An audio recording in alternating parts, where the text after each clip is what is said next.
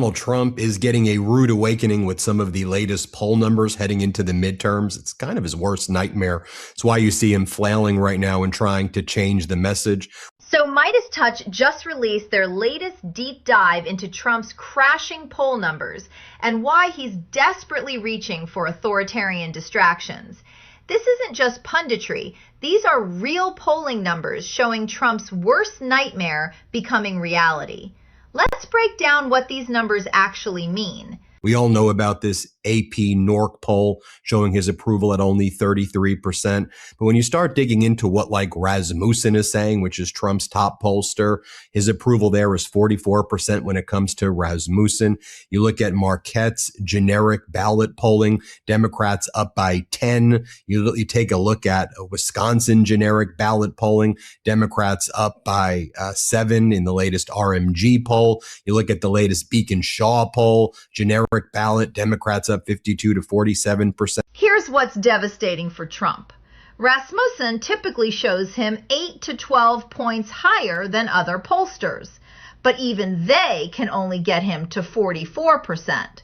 When your most favorable pollster shows weakness, you're in real trouble. Wisconsin being Democrat +7 signals a potential blue tsunami. You take a look at some states with Republican senators like Alaska. You have Peltola taking a commanding lead over Sullivan in that race based on a fairly credible Alaska Survey research poll there. You look at Texas, where you have Tallarico leading both Paxton and Cornyn by about 5 points, 4 points respectively. Then you look at the latest Economist polling data for a state like Georgia, where Donald Trump's approval there is net negative 22. You start looking at some of this other data. We all know that inflation is surging. Alaska and Texas flipping would be seismic. Alaska hasn't elected a Democratic senator since 1974.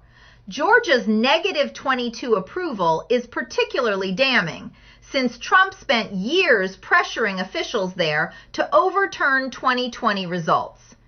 These aren't swing states anymore. They're rejection referendums. Donald Trump is completely ignoring that, starting never-ending wars, talking about golden ballrooms. I think the latest he's talking about is putting his face right now on every American's passport. That's the new big push right now from this regime, in addition to triumphal arches. Meanwhile, U.S. farm bankruptcies are up 46% year over year. Putting his face on passports and building triumphal arches, classic authoritarian vanity projects while farmers go bankrupt. This perfectly encapsulates Trump's priorities: personal glorification over governing. Rural voters who supported him are watching their livelihoods collapse while he obsesses over monuments to himself. In the Midwest, that's up 70%. And then you've got people like Brooke Rollins, the agriculture secretary, going on state regime media, which calls itself Fox. And she's out there bragging how they removed 4.3 million Americans from food stamp programs. And she says, all of this is fraud, that we got rid of 4.3 million fraudsters, to which you could probably ask, all right, so if 4.3 million Americans, you say, were illegally using food stamps, that's your claim. Where are the prosecutions? Where all of these hungry fraudsters, they decided to defraud by trying to basically get a coupon so they can eat a little bit of food? What a fraud racket that they're running. Here's what she says, just attacking the intelligence of the American people here. Celebrating cutting food aid for 4.3 million Americans as fraud prevention, yet producing zero prosecutions, reveals the cruelty behind the policy. If these were actually fraudsters, where are the criminal charges?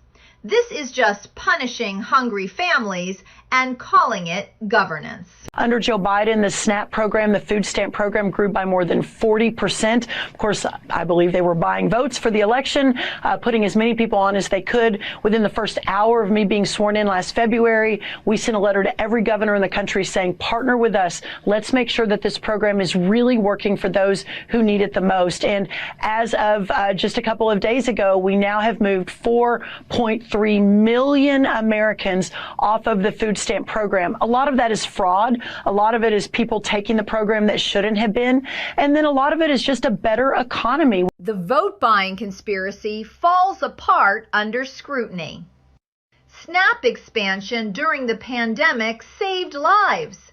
That's what emergency programs do. Rollins can't explain why alleged fraudsters aren't in jail, because they were never fraudsters. Just families needing food assistance. People are thriving right now. This is the golden age. I want to bring in former Georgia Lieutenant Governor Jeff Duncan, who's now running for governor of Georgia. It's not a secret, Jeff, that you are a former top Republican leader when you held that lieutenant governor position. You've since switched parties to the Democratic Party, running in the Democratic primary right now for that governorship of Georgia. I want to talk about that race in just a moment. But first, I want to talk about those numbers that I was flashing to you right there, those polling numbers. Then you see what the Trump regime spokespeople are saying, that the economy's doing great. People are doing amazing. This is a golden age, they're saying. What do you say to them? Calling mass food stamp cuts a golden age, while farm bankruptcies surge 70% in the Midwest, shows complete detachment from reality. Jeff Duncan switching from Republican lieutenant governor to Democratic candidate isn't opportunism. It's a credible leader fleeing a sinking ship. Yeah, that 4+ minutes of polls and information and stories reads like an American horror story.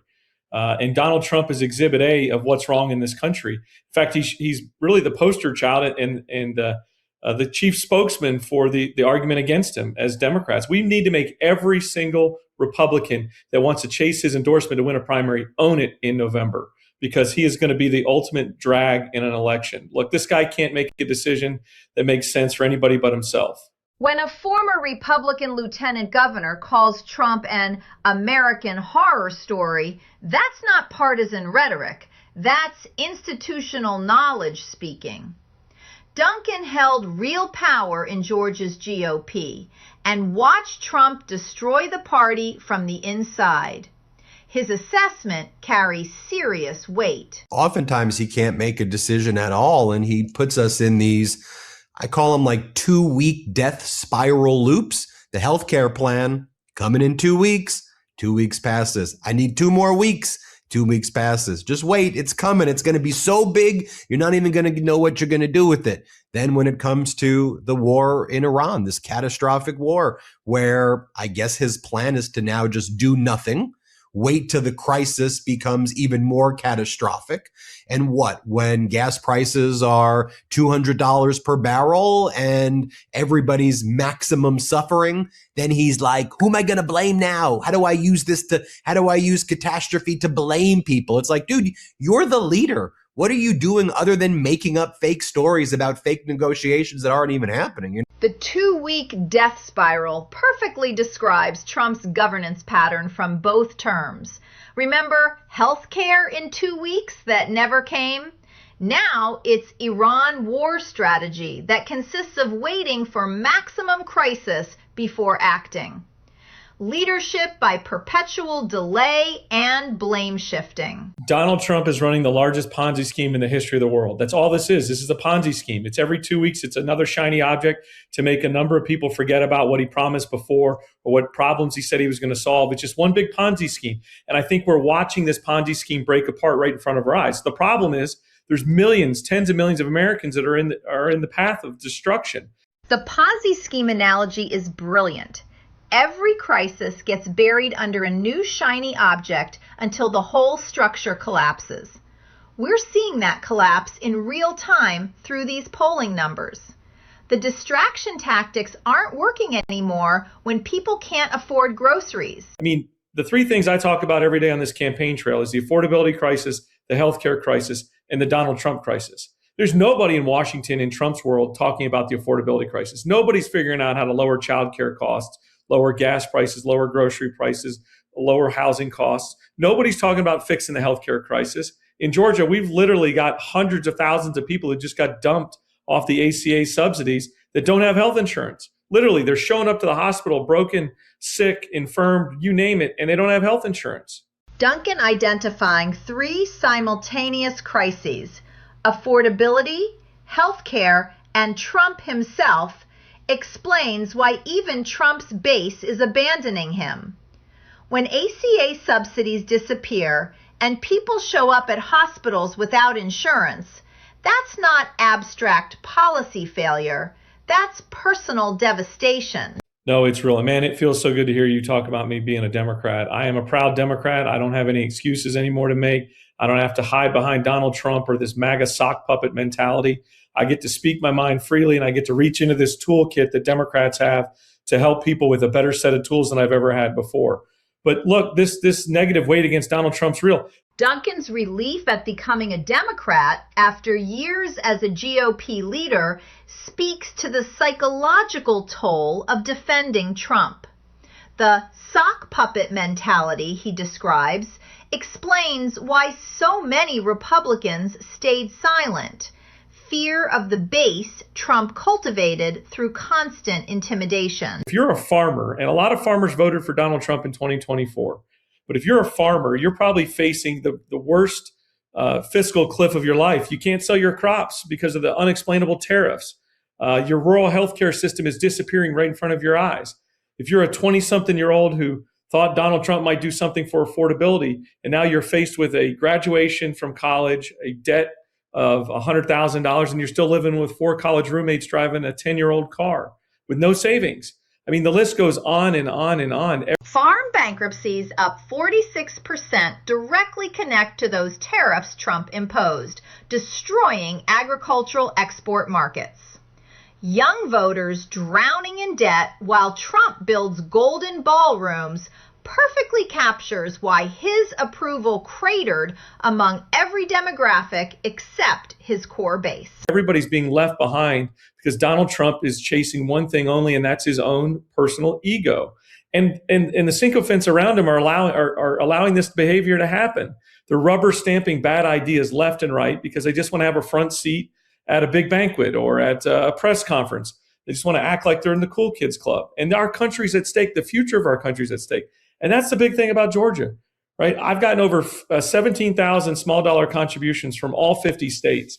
And it's because I think the rest of the country wants Georgia to get this right. The sycophant culture Duncan describes, rubber stamping bad ideas for front row seats at banquets, explains how Trump's worst impulses became policy.